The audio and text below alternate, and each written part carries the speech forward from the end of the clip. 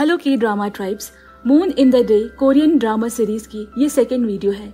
इसकी first part की video की लिंक आपको डिस्क्रिप्शन बॉक्स में मिल जाएगी। अगर आपको भी कोरियन ड्रामा सीरीज पसंद है तो हमारे चैनल को सब्सक्राइब करें और वीडियो पसंद आए तो वीडियो को लाइक जरूर करें। तो चलिए आगे की कहानी शुरू करते हैं।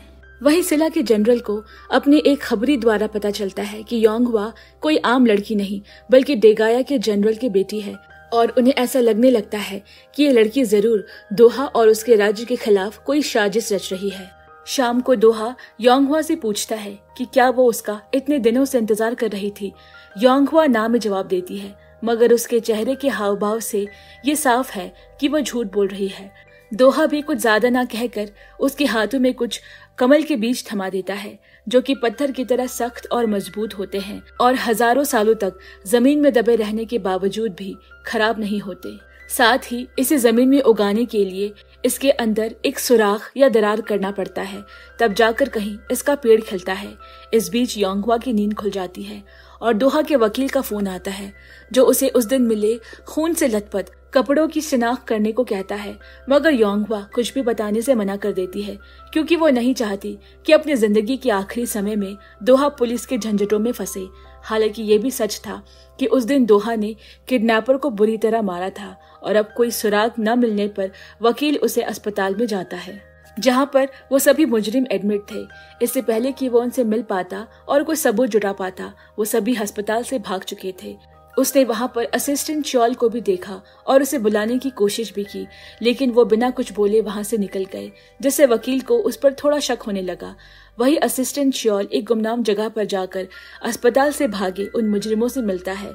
इसी बीच वकील जूनो के भाई मिन्हो को खबर कर देता है कि अस्पताल से सभी मुजरिम फरार हो चुके हैं और दिलचस्प बात तो ये है कि उसने वहां पर असिस्टेंट चॉल को भी देखा। अब मिन्हो को इन सब के पीछे चॉल का हाथ लगता है क्योंकि उसकी हमेशा से ही उससे काम को लेकर खुंदस रही थी। इसीलिए वो अपने भाई की सुरक्षा के लिए अब योंगहवा को उसके घर में रहने की गुजारिश करता है, जिससे योंग खुशी खुशी मान जाती है और अपने घर जाकर अपना सारा सामान पैक कर लेती है, साथ साथ अपना ब्रेसलेट भी रख लेती है। लेकिन तभी उसका ध्यान ब्रेसलेट के बीच मौजूद टूटे हुए कमल के बीच पर जाती है जो बिल्कुल वैसा ही लग रहा था जैसे सपने में दोहा ने उसे दिया था। यानी कि ये सच है कि इस माला को मठ के साधु ने नहीं बनाया बल्कि सदियों से उनके पास मंत्रों से सुरक्षित पड़ा था, जिसे सिद्ध करके योंगहवा की जान शैतानी ताकतों से बचाने को दिया गया था। अब योंगहवा अपना सारा सामान के साथ दोहा के घर पर आती है जहाँ दोनों थोड़ी बहुत बातें करते हैं और फिर उनकी नजर टीवी पर चल रही खबर पर पड़ती है जहाँ साइंटिस्ट्स को सालों पुरानी एक कमल के बीज को जमीन पर उगाने में सफलता हासिल की है, जिसे हजारों साल पहले सिला राज्य के अवशेषों में आर्कियोलॉजिस्ट द्वारा पाया गया था। ये शायद उन्हीं कमल के बीजों में से एक थी जो दोहा ने योंगहवा को दिया था। योंगहवा धीरे से कहती है कि वो हार गई। असल में उस दौर में इन दोनों के बीच इस कमल के बीज को खिलाने की शर्त लगी थी और वो शर्त दोहा जीत गया। हालांकि उसके मुंह से ये सुनकर वो चौंक गया था। वही योंगहवा को भी समझ नहीं आ रहा था कि आखिर उसने ऐसा क्यों कहा। अगली सुबह दोहा के हाथों में सपनों के पीछे छुपी हुई सच्चाई को जानने वाली एक किताब हाथ लगती है जो कि योंगहवा की थी। वो इस किताब को ये जानने के लिए पढ़ रही थी कि अगर कोई किसी से सच में प्यार करता है तो क्या वो उसके सपने में भी दिखाई देता है, और उसके द्वारा मार की गई चीजों को दोहा उसी के सामने जोर जोर से पढ़ने लगता है, जैसे उन दोनों के बीच हल्की फुल्की खींचातानी भी हो जाती है। तभी वहाँ येसॉल आ जाती है जो अपने साथ जूनो का फेवरेट पेस्ट्री लाई थी क्योंकि वो चाहती थी कि उन दोनों के बीच रिश्ता दोबारा बन जाए। मगर दोहा को अब उसमें कोई दिलचस्पी नहीं रह गई थी और कुछ ही देर बाद उसकी पेस्ट्री को जमीन पर फेंक कर वो वहां से जाने के लिए कह देता है, जिसे येसॉल को काफी बुरा लगता है। लेकिन वो इसे उसके सामने उजागर नहीं करती बल्कि ये कहकर वहां से चली जाती है कि तुम पूरी तरह बदल चुके हो, क्योंकि जूनो हमेशा मेरे आगे पीछे लगा रहता था और मुझसे मिलने के लिए बहाने ढूंढता था, पर तुम तो अब मुझे देखते तक नहीं, तुम मेरे जूनो नहीं हो सकते। इसके बाद जमीन पर गिरे कांच के टुकड़ों को दोहा और योंगहवा साथ में उठाने लगते हैं। तभी उसका मैनेजर भी वहां आ जाता है जो उन्हें अपने साथ लेकर एक आर्चरी मैच की शूटिंग के लिए ले जाता है। रास्ते में दोहा का मैनेजर योंगहवा से उसकी किताबों में दिलचस्पी के बारे में पूछता है, जैसे कि ऑनलाइन रोमांटिक नॉवल जिसमें जिंदगी भर एक लड़का एक ही लड़की से प्यार करता हो।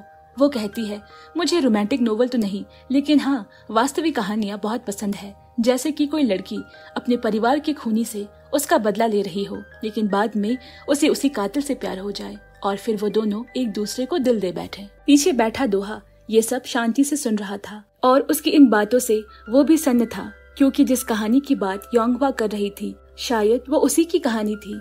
और इसी दिमागी कौतूहल के बीच वो लोग शूटिंग सेट पर पहुंचते हैं। यहाँ पर लीड एक्टर को डायरेक्टर के कहने पर निशानेबाजी सीखनी थी, क्योंकि उनका अगला सीन इसी को लेकर था। सबको लगता है कि इसमें प्रैक्टिस करने में काफी टाइम जाने वाला है, लेकिन दोहा ने एक ही बार में ऐसा अचूक निशाना साधा कि फिर उसे किसी ने दोबारा प्रैक्टिस करने के लिए नहीं कहा।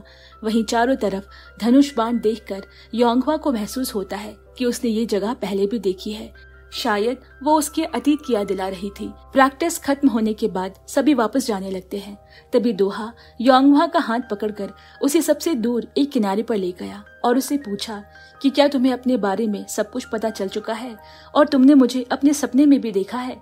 हालांकि ये सभी बातें सच थी, लेकिन योंगवा उसकी बातों को झूठा करार देकर वहां से चली जाती है। मगर दोहा अच्छे से जानता था कि उसे बीते जन्म का सब कुछ याद आ चुका है। वहीं लिफ्ट में दोहा को वही साधु मिलता है जिसने योंगवा को वो सुरक्षा कवच प्रदान किया था। वो कहीं न कहीं जूनो के अंदर मौजूद दोहा की आत्मा से वाकिफ था, इसीलिए उसके शरीर पर एक मंत्रों की तावीज चिपकाता है। मगर दोहा को इससे कोई भी फर्क नहीं पड़ता और वो उस कागज के टुकड़े को फाड़ कर किनारे फेंक देता है, जिससे कि साधु डर कर वहां से भाग जाता है। वो अपने गुरु को यह बात बताता है और कहता है कि वो इंसान बहुत शक्तिशाली है।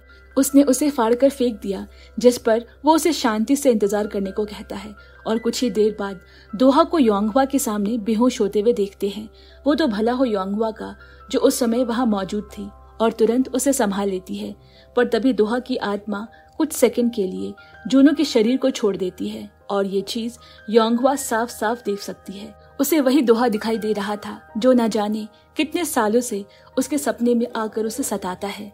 ये देखकर योंगवा हक्का बक्का रह जाती है और फिर वापस जूनो के शरीर में प्रवेश कर जाता है, जिससे उसे होश आ जाता है।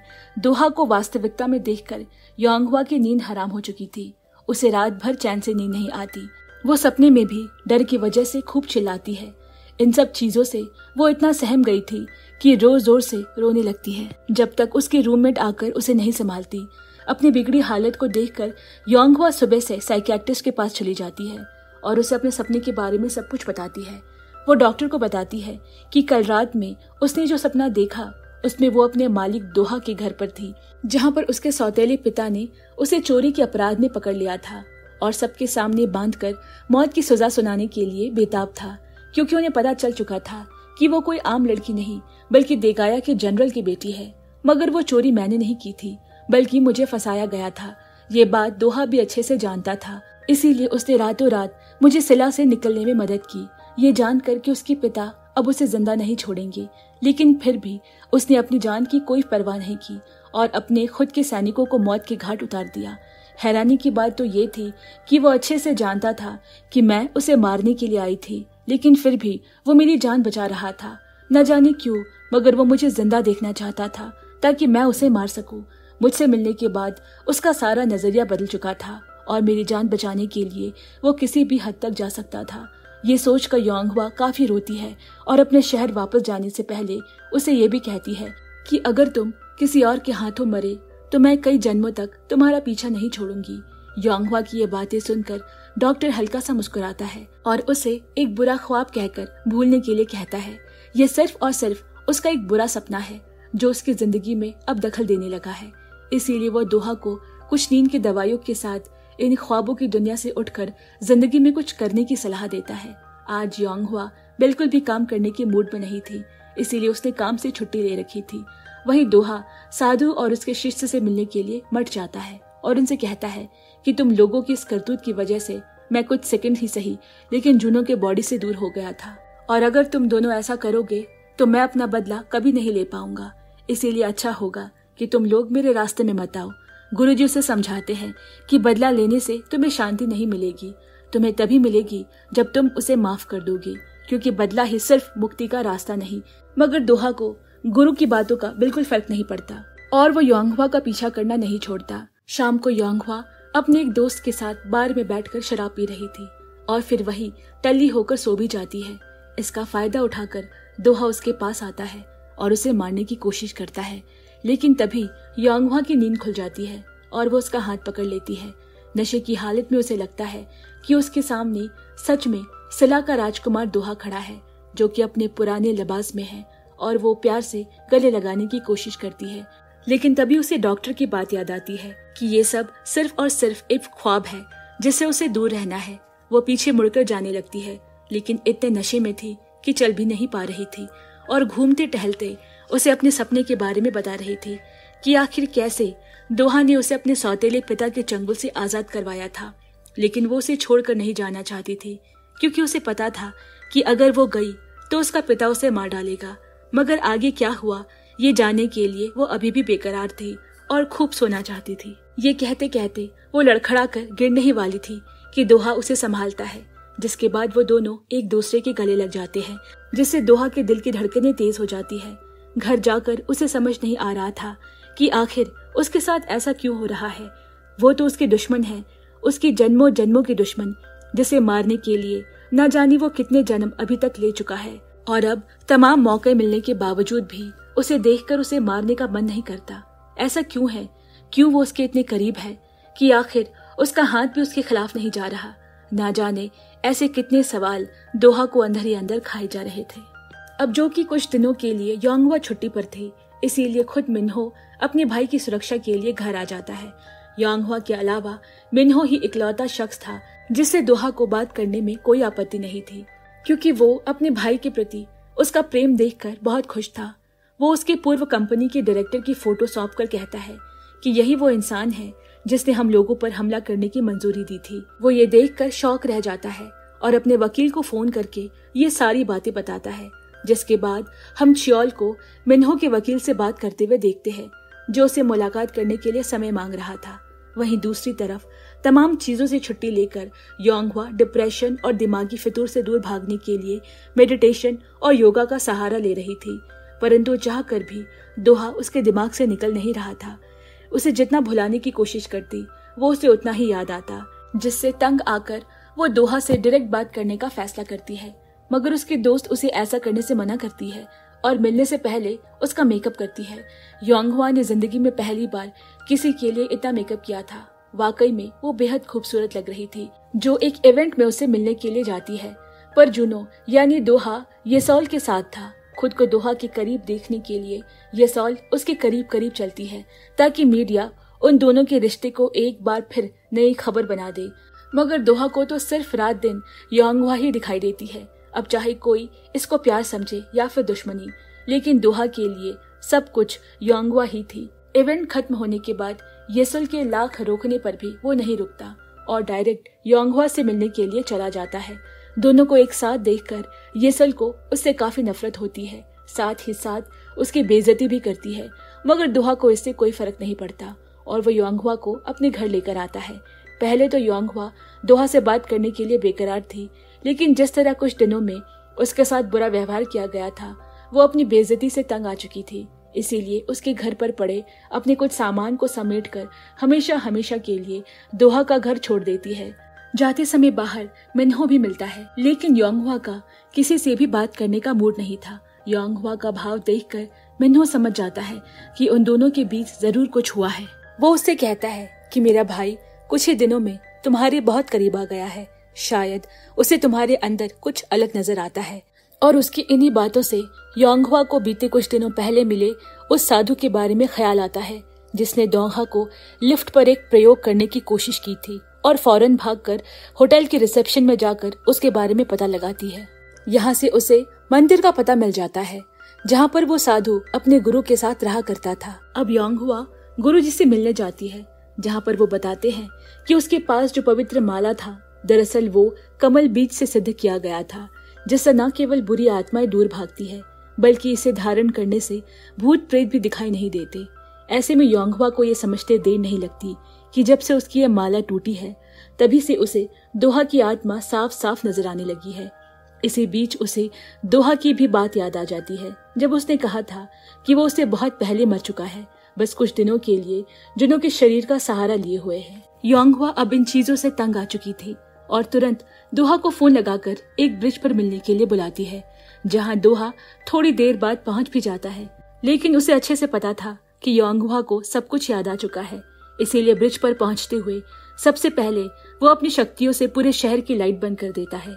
चारों तरफ सिर्फ अंधेरा पसरा हुआ था और फिर पहली बार ये कबूल करता है कि हाँ, मैं जूनो नहीं बल्कि दोहा हूँ, जो 1500 सालों से उसके पीछे पीछे भटक रहा हूँ, सिर्फ ये जानने के लिए कि आखिर मैं मरा कैसे और तुमने मुझे क्यों मारा। इसके बाद हमें 1500 साल पुराना दृश्य दिखाया जाता है, जहाँ पर आज योंगहवा और दोहा की शादी का दिन था। दोहा उसे किसी रिवाज के तहत कमल बीज से बना एक माला पहनाता है और एक साथी की तरह जिंदगी भर उसका साथ निभाने का वादा करता है।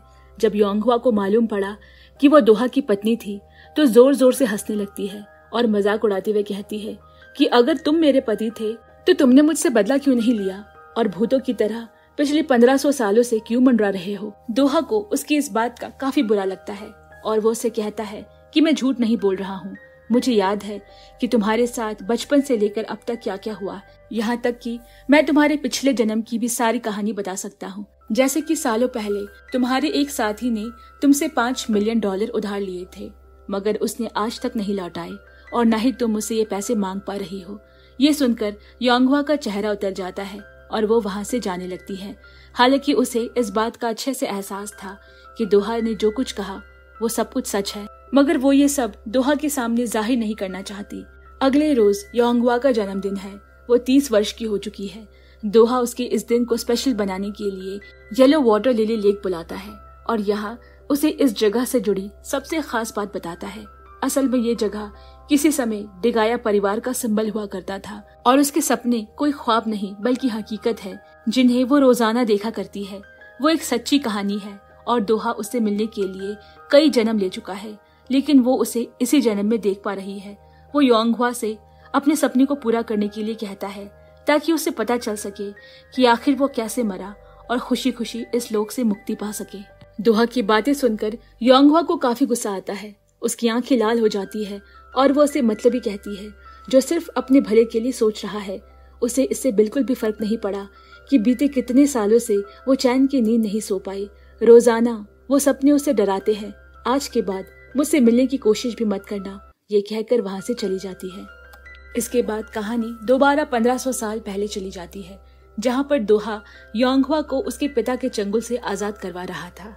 तभी नगर के अन्य सैनिक भी वहां पहुंच जाते हैं, जिनसे दोहा अकेले ही लड़ने लगता है। इस लड़ाई के दौरान अचानक एक सैनिक योंगहवा की तरफ वार करता है, लेकिन योंगहवा को बचाने के लिए वो तीर खुद दोहा अपने सीने में खा लेता है और वहीं बेहोश हो जाता है। जब उसे होश आया तो वो अपने कक्ष में अपने सौतेले पिता के सामने है, जो शायद काफी देर से उसके उठने का इंतजार कर रहे थे। दोहा सर उठाकर अपने इर्द गिर्द योंगहवा को देखता है, लेकिन वो उसे कहीं दिखाई नहीं देती। फिर वो अपने सौतेले पिता से योंगहवा के बारे में पूछता है, जिस पर वो कहते हैं कि तुम्हारे योंगहवा को उसी जगह पर पहुंचा दिया गया है। इससे गुस्से में आकर दोहा पहली बार अपने पिता के सामने उनके खिलाफ खड़ा होता है और कहता है कि अगर योंगहवा नहीं है तो उसके जिंदा रहने का कोई फायदा नहीं, और ये कहकर वो घर छोड़ने के लिए आगे बढ़ता है।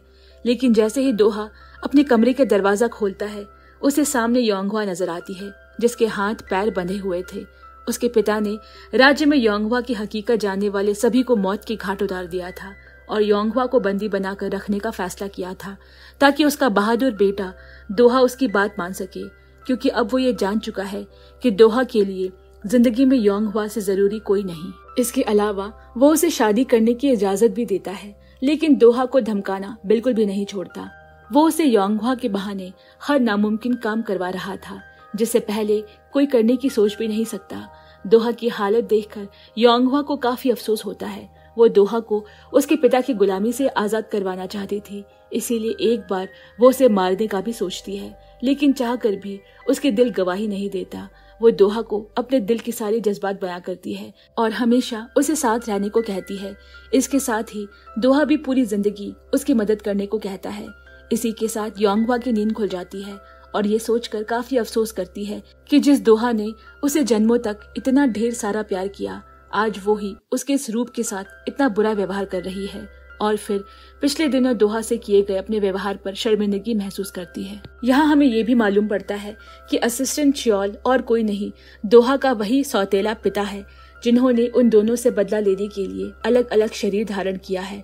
उसने मिन्हो के वकील की गाड़ी के सामने तेजू को जानबूझकर अंधेरे में फेंक दिया, जिससे कि सारा गुनाह वकील पर आ जाए, और फिर उसकी मदद करने के बहाने उसे अपनी बातों में फंसा लेता है ताकि वो जैसा जैसा कहे वकील वैसा वैसा दोहा और उसके भाई को बताए। यहाँ सबसे पहले वकील जाकर मिन्हो को बताता है कि उसका भाई जुनो पहले जैसा नहीं रहा, उसके अंदर किसी और की आत्मा है। यकीन नहीं होता तो तुम उससे टेस्ट भी कर सकते हो। मिन्हो को उसकी बात पर बिल्कुल भरोसा नहीं आता, लेकिन जैसे ही वो दोहा से उसके बचपन की एक घटना के बारे में जिक्र करता है, वो उसकी हाँ में हाँ मिला देता है। मगर अफसोस कि वो पूरी की पूरी घटना उल्टी थी। यहाँ मिन्हो को अब वकील की बात सच लगने लगती है और अपने भाई के इस बदले हुए व्यवहार का कारण धीरे धीरे उसे समझ आने लगा था। उधर घर पर दोहा और योंगहवा एक दूसरे के साथ समय बिता रहे हैं। उनकी काफी अच्छे बनने लगी है। तभी वहाँ ये सॉल आती है और पापराजी द्वारा चोरी चुपके से ली गई कुछ फोटोज उन्हें दिखाती है, जिसमें ये साफ साफ पता चल रहा है कि योंगहवा और दोहा एक साथ रहते हैं। इससे उसे काफी जलन होती है कि नेशनल ब्यूटी होने के बावजूद भी उसकी जगह एक आम लड़के ने ले ली है। वो दोहा को धमकी देती है कि अगर उसने उसके साथ कुछ इंटीमेट फोटो नहीं ली तो वो ये खबर मीडिया में छाप देगी कि योंगहवा एक चरित्रहीन लड़की है जो शादीशुदा ना होने के बावजूद भी दोहा के साथ उसके घर में रह रही है और वो उसकी बच्चे की माँ बनने वाली है। अब योंगहवा की इज्जत बचाने के लिए दोहा ये सॉल के साथ खूब सारी फोटोज खिंचवा लेता है ताकि उन सुपरस्टार्स कपल की खबर सुर्खियों में खूब कमाई करवाए और लोग उन्हें ही सर्च करें। वहीं योंगहवा को उन्हें देखकर काफी अफसोस होता है और वो दोहा के घर आते वक्त कहती है कि शायद मैं उसकी तरह इतनी खूबसूरत नहीं, तुम दोनों साथ में बहुत अच्छे लग रहे थे। जिस पर दोहा उसे समझाता है कि मत भूलो कि एक समय में तुम देगाया की सबसे सुंदर राजकुमारी हुआ करती थी, इसी वजह से 1500 साल बाद भी तुम इतनी खूबसूरत हो। अपनी ये तारीफ सुनकर योंगहवा हल्का ब्लश करने लगती है। वही इन्वेस्टिगेशन में पुलिस को मालूम पड़ गया था कि बीती रात ताइजो के साथ जो आदमी था वो असिस्टेंट चियोल था। इसी समय पुलिस को उसकी लाश भी एक नदी किनारे से बरामद होती है, जिसके बगल में उन्हें एक सुसाइड नोट भी मिलता है जिसमें लिखा हुआ था कि उसका जान का दोषी जूनो और उसका भाई मिन्हो है। खबर अब टीवी पर टेलीकास्ट होने लगी थी और सबकी नजर इस केस पर थी। मिन्हो अपने वकील को ये मामला संभालने के लिए कहता है और पुलिस एफआईआर में उसके भाई का नाम किसी भी कीमत पर हटाने को कहता है, फिर चाहे इसके लिए कितनी भी बड़ी कीमत क्यों ना देनी पड़े। साथ ही वो असिस्टेंट श्योल से भी मिलता है जो उसे अपनी बातों में बहला फुसला कर समझाता है कि उसके भाई के ऊपर एक शैतानी आत्मा का कब्जा है और अगर उसे अपने भाई को सही सलामत पाना है तो योंगहवा को मारना पड़ेगा। उधर घर पर पुलिस आकर दोहा को बताती है कि ताइजो की मौत की सारी जांच हो चुकी है और हमें एक वीडियो भी हाथ लगा है जिसमें वो असिस्टेंट चौल से मुलाकात करता है। दोहा कहता है तो फिर आप लोग मेरे घर क्यों आए हैं, जाकर चौल से पूछताछ कीजिए। अब क्योंकि ताइजो की मौत की सुसाइड लेटर से दोहा और उसके भाई के पीछे भी पुलिस लग सकती है। ऐसे में दोहा के लिए योंगहवा की जान बचाना बेहद जरूरी हो जाता है और वो उसे फायर स्टेशन चलने को कहता है जहाँ वो सुरक्षित रहेगी। तभी घर के बाहर उन्हें मिन्हो मिल जाता है जो दोहा के गले में वही शैतान वाला नीला निशान देखता है। उस निशान को और पास से देखने के लिए दोहा के करीब आता है, मगर वो खुद को दूर कर देता है जिससे मिन्हो का शक यकीन में बदल जाता है कि वाकई में उसके भाई को किसी शैतान ने अपने कब्जे में लिया है। इससे पहले कि दोनों भाई के बीच कोई नोकझोंक होती, योंगहवा कोई बहाना बनाकर दोहा को अपने साथ लेकर चली जाती है। रास्ते में जाते वक्त योंगहवा को भी दोहा की गर्दन पर वही नीला खतरनाक निशान नजर आता है। फिर वो फायर स्टेशन में जाकर उसकी अगली फिल्म के ट्रेलर की फोटो देखती है जिसमें उसके गर्दन पर कोई निशान नहीं था। इससे योंगहवा काफी कंफ्यूज हो जाती है। तभी उसके कलीग्स उसे बर्थडे का सरप्राइज देते हैं। एक छोटी मोटी पार्टी के साथ वो उसे अम्यूजमेंट पार्क की फ्री टिकट गिफ्ट के तौर पर देते हैं। अगले रोज योंगहवा अपने रूममेट के साथ अम्यूजमेंट पार्क जाने का फैसला करती है, लेकिन जब ये बात दोहा को मालूम पड़ी तो वो उसे साथ चलने को कहता है क्योंकि उसे अच्छे से मालूम है कि चियोल से योंगहवा की जान खतरे में है। अब क्योंकि वो इतना बड़ा सुपरस्टार था और ऐसे भीड़ भड़ाके वाली जगह पर जाने से लोग उसे पहचान लेंगे, इसीलिए वो अपने मुंह पर एक मास्क पहन लेता है और योंगहवा के साथ खूब मस्ती करता है। उसके साथ वहाँ रोलर कोस्टर की सैर करता है। साथ ही साथ वो एक हॉन्टेड हाउस में भी चले जाते हैं। गजब बात तो यह हुई कि इन कुछ पलों में वो खुद भूल गया था कि वो एक इंसान नहीं बल्कि कोई आत्मा है और ठीक वैसे ही इन सब चीजों से डर रहा है जैसे कि आम इंसान डरते हैं। ये दिन उसकी जिंदगी का सबसे शानदार दिन था। जिसे उसने अपनी जिंदगी के प्यार के साथ गुजारा था। आखिर में योंगहवा को बिल्कुल भी एहसास नहीं होता कि जिस इंसान के साथ आज उसने ये हसीन पल गुजारे थे वो कोई इंसान नहीं बल्कि एक आत्मा है, और ये सोचने में मशरूफ हो गई कि काश दोहा एक इंसान होता तो कितना अच्छा होता। अगली सुबह मिन्हो योंगहवा को उसके काम में वापस जाने को कहता है, क्योंकि वो अब पूरी तरह च्योल की बातों में बहक गया है और वो योंगहवा को अपने भाई से दूर रखना चाहता है। दोहा उसे घर छोड़ने से मना कर देता है। न जाने क्यों उसे ऐसा लग रहा था कि उसका भाई भी योंगहवा की जान के पीछे पड़ा है। वो योंगहवा को उसके भाई से दूर रहने को कहता है। हालांकि योंगहवा को मिन्हो पर पूरा भरोसा है कि वो उसके साथ ऐसा कभी नहीं करेगा। वो मिन्हो से मिलती है और दोहा के व्यवहार के लिए माफी मांगती है। वो योंगहवा से मदद मांगता है क्योंकि उसे अच्छे से पता है कि दोहा सिर्फ उसकी बात मानता है। वहीं घर पर दोहा इस बात को लेकर काफी चिंतित था कि आखिर वो क्या करे। कभी उसके दिमाग में योंगहवा का फूल की तरह खिलखिलाता चेहरा सामने आता, तो वहीं 1500 साल पहले उसके द्वारा की गई उसकी हत्या की यादें भी उसका पीछा नहीं छोड़ रही। वो उसे अपने दिल के करीब न लाने की लाख कोशिश कर रहा था ताकि अपने खून का बदला लेकर उसे मुक्ति मिल सके। उधर मिन्हो योंगहवा को उसके भाई से एक ट्रिप पे चलने को कहता है, एक ऐसी यादगार ट्रिप जिसकी याद उसके भाई के मरने के पहले हमेशा हमेशा के लिए संजोग कर रख सके। वो अपने भाई के मरने से पहले उसे जी भरकर प्यार देना चाहता है, जिस पर योंगहवा इस पर राजी हो जाती है। लेकिन आगे क्या सच में दोहा उसकी बात मानता है? क्या कहीं ये दोहा और योंगहवा को अलग करने की कोई साजिश तो नहीं? कहीं मिन्हो सच में योंगहवा को जान से मारने की सोच रहा है? वेल, आप सबके इन सवालों के जवाब के लिए बने रहे हमारे चैनल में इस स्पेशल शो के 3rd पार्ट के लिए। तब तक के लिए अलविदा। और अगर हमारा ये एपिसोड आपको पसंद आ रहा है तो इसे ज्यादा से ज्यादा शेयर करके चैनल को सब्सक्राइब करना बिल्कुल ना भूलें। धन्यवाद।